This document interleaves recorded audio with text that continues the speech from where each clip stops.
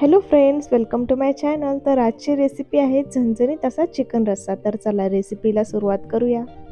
तर इथे सुरुवातीला चिकन स्वच्छ धुवून घ्यायचं आहे. त्यामध्ये हळद, मीठ आणि आलं लसूण पेस्ट टाकायचे आहे आणि हे सर्व व्यवस्थित मिक्स करून घ्यायचं आहे.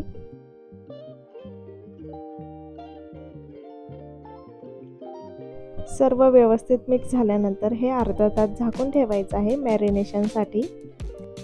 त्यानंतर आपल्याला एक वाटण करायचं आहे. त्यासाठी मी घेतलेला आहे भाजलेला कांदा, भाजलेलं खोबरं इथं मी किसून घेतलं आहे जेणेकरून लवकर बारीक होईल.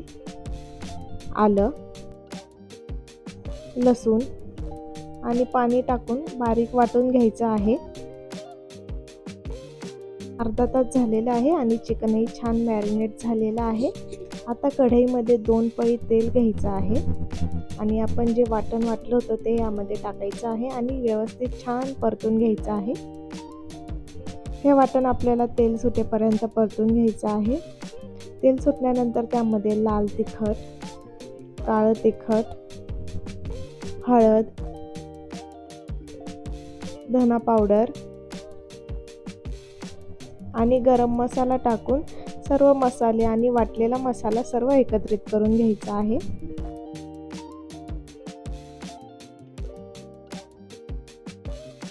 आणि हे सर्व एकत्रित केल्यानंतर मॅरिनेट केलेलं चिकनही त्यामध्ये टाकायचं आहे आणि सर्व एकत्र करून घ्यायचं आहे.